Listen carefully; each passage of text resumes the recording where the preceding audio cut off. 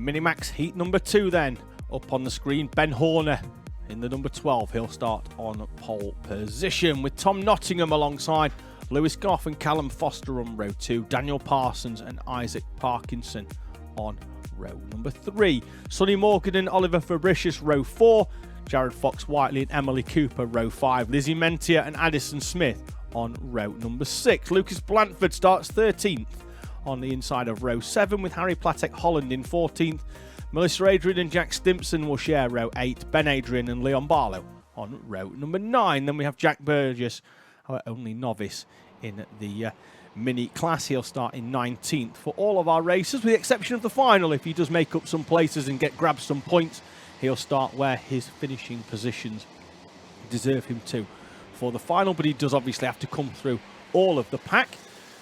Looks like we're in line, but we're not as close as we could be. Let's see, we're away in racing, and we've got a roll round as well in our mini class. They were much better formation in terms of being in the line, but the back of the pack not quite as close as our race director would have liked.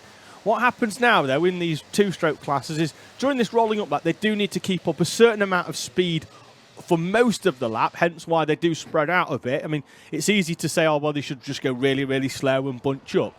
The problem is that the spark plug oils up. And if the spark plug oils up, then when they come to put the power down, like Max Shields did in junior Rotax earlier on, the engine just doesn't respond to the throttle pedal. Then your car goes blah, blah, blah, blah, blah, blah, and just doesn't give you any sort of power, and often will find you rolling into retirement. Hence why they do go rather quickly until we get to this boot complex of corners, and then we slow ourselves down into position. Pole position then will be Ben Horner. He's on the right-hand side of your screen. Alongside him, the 115 with the green helmet of Tom Nottingham. Looks like we are in better position this time, although they break formation very, very early, and we will have another go at it. So the front of the pack, actually the top 4, in the correct position, but then everybody else behind breaks formation very, very early here at Whilton Mill. And for the second time, the starter not happy with the formation of our drivers. Got somebody rolling to a halt by the look of it on the outside of Crook Corner down there. They were either just going really slowly, and it's the 27. So in the background, Daniel Parsons. That cart rolling off, and now that marshal's just going to see whether we can get that one clear in order for us to go racing again. But if it's not, we're going to have a third roll round. This time, nothing to do with formation, but just because there's a cart on the outside. And it's probably not best to go racing if there's something stationary on the outside. Normally, if we were under normal race conditions, we cover it under a yellow. But we don't really want to start the race under a yellow flag because you can't overtake under a yellow flag, and the first thing everybody wants to do at the start is get alongside. Looks like they are going a little bit slower and the formation a lot better, so we'll see whether that cart gets cleared and we are able to go racing this time. At the third time of asking for Minimax heat number 2, the formation considerably better. Through they come then down the tram lines, and this time looks like we could be going racing. There's a bit of a break in the middle as Fabricius tries to get to the inside, and Ben Horner across the grass and almost takes Lewis Goff with him, and the pole sitter is off and almost towards the back of the field. He is, Ben Horner, all the way to the back, and Fabricius has come through from row 4 to lead round Christmas Corner. They're 3 wide in the middle. They're going to have to sort themselves out. Lizzie Menti has managed to get through, and Lucas Blanford already makes up 4 or 5 places off the line. Takes advantage of everything. Emily Cooper's up there as well. Blanford up into P2, and that's Tom Nottingham rolling, and look at that, he's pumping the throttle pedal and no response whatsoever. Potentially broken throttle cable then for Tom Nottingham, as Callum Foster and Lucas Blanford battle it out. Foster tries to get back to the inside, and Lucas Blanford from 13th place on the grid leads after 1 lap here at Whilton Mill. A fantastic opening lap for him. Did take advantage, obviously, the leader going off at the first corner and a couple of carts having to take evasive action as Emily Cooper tries to get down the inside of Callum Foster. Behind them, we've got Lewis Goff, Jared Fox-Whiteley, Addison Smith as well. That's the top 6 coming through. Then we've got Leon Barlow, and, Lizzie Mentia showing on timing as in 8th and 9th. And unless we've got Oliver Fabricius has just disappeared. And I think he might have done, actually. When I was saying it was Lucas Blanford leading, I knew that Fabricius was miles away at the start and was leading around the first corner, but he's so far ahead that by the time the camera cut to Lucas Blanford going down the inside, and there he is at the front, actually. So apologies to Oliver Fabricius, who the stable door got opened and he bolted on that opening lap, making his way through. I saw the overtake down into Christmas, and then he got so far in front I forgot that he existed.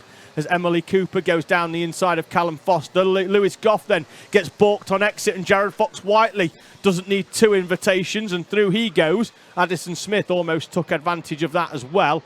And now Emily Cooper and Callum Foster do eventually exchange positions, although Cooper goes far, far too wide, slides slightly sideways, manages to correct and hold on, and that then could have balked Jared Fox-Whiteley, who will have to go defensive then into the boot corner. And then to the 2 right, so it's a full complex is the boot, a bit like Luffield at Silverstone, which isn't too far away from here either. Now, Emily Cooper, having got past Callum Foster and looked like she did have enough speed to hold on, is now starting to look over the shoulder back, because she knows that not only is Foster there and he's looking to come through, but Jared Fox-Whiteley as well as Addison Smith. Fantastic move down the inside of Lewis Goff, and Leon Barlow is going to come through as well. At the moment, Lewis Goff drifting like a broken ship down this pack of Minimaxes as Addison Smith tries to get alongside Jared Fox-Whiteley as well. In there, Addison Smith in the 15, that blue car on a charge here at Whilton Mill, and Mentia down the inside of Lewis Goff and almost takes Leon Barlow as well. They're going to be almost 3 wide down into the boot corner. Barlow closes the door. Mentia has to settle for just 1 place this time, and that place is that of Lewis Goff in the number 4 machine. There's Tom Nottingham's at 1:15. He didn't make it round that first lap, unfortunately. Looked like it was a broken throttle cable. And now this is your battle for the lead. Fabricius holding on then from Blanford, who's closed in as Addison Smith down the inside of Jared Fox-Whiteley. Fox-Whiteley gets forced very wide there, but there's no contact between the 2 of them as Addison Smith moves through up into P5. Blanford then leads now from Oliver Fabricius. The 2 of them 4 seconds away from the rest of the pack. And Blanford having closed up on Fabricius, and Emily Cooper's on the grass from P3 as everybody else tries to dodge as she rejoins the circuit. Leon Barlow, Lizzie Mentia and Lewis Goff, so she's going to have dropped down into 9th place. Confirmation in the top left of the timing that Blanford has come through, as there's another battle in the background. This is from the 71 of Jack Stimpson, Melissa Adrian, Harry Platek, Holland Ben Adrian and Ben Horner battling out from 10th to 14th respectively. Mentia comes to the inside of Leon Barlow, gets the move done very early, gets the machine stopped. Barlow will look to try and get the cutback, but Mentia parks the 50 and closes the door, and she is up into P6. With Barlow and Lewis Goff behind. Emily Cooper, who ran so well in the early part of this race, has dropped down then into 9th place, having had that trip across the grass on this corner that we're looking at now at Osiers. As Addison Smith and Jared Fox-Whiteley, both of them now on the back of Callum Foster, as Leon Barlow tries to get to the inside and does get alongside Lizzie Mentia. Oliver Fabricius sets a personal best. Addison Smith slides through up into 3rd place as Foster runs wide. Jared Fox-Whiteley is going to try and get alongside, although he has to bounce over the curbs and can't get alongside Callum Foster, who Foster at the back end of that cart sliding all over the shop at the minute. Looks very difficult to hold on as the 39 is round. That's Isaac Parkinson goes on the grass, and Jared Fox-Whiteley does find a way then down past Callum Foster into Ashby's. And Foster, a very valiant effort holding off both Addison Smith and Jared Fox-Whiteley in what looks like a fairly difficult handling machine at the moment. He's got issues there. No power halfway around the corner for Callum Foster. Lizzie Mentia does make contact. Doesn't look like it's actually dislodged the front fairing, which has been very harsh on her anyway. She's picked up a contact warning, although that does seem a little harsh there, because it looked like Callum Foster just lost drive right in front of her and there was nowhere for her really to go. But I think that one will just come up as a warning rather than an actual a time penalty there for Lizzie Mentia, as that cart of Callum Foster, in what had been a fantastic race for him, just ground to a halt. We saw Ben Horner coming into the pit lane as well. He's going to lose P17, with Foster having dropped down to 16th. We're going to be on the last lap in a few moments' time. as Addison Smith and Jared Fox-Whiteley battle it out over third place, with Blandford and Fabricius down the road. You can see them there in the background there. Warning flag displayed on the digital flag on the overhead gantry as Jared Fox-Whiteley goes slightly sideways through the crook corner, trying to get steal a march then on Addison Smith there in the 15, and he's certainly close enough as it looks like the marshal's just making his way across. And Smith defensive then into Ashby's, and Fox-Whiteley's going to get the cutback. Addison Smith far too defensive down there into Ashby's, and he's going to lose 2 places for it, is he? Can he get back to the inside of Lizzie Mentier? They're going to be side by side. No quarter given for either driver. And Lewis Goff and Callum Foster as well. There's a yellow flag out into the boot corner. That's going to neutralise the race in terms of overtakes until they've gone past that stationary cart.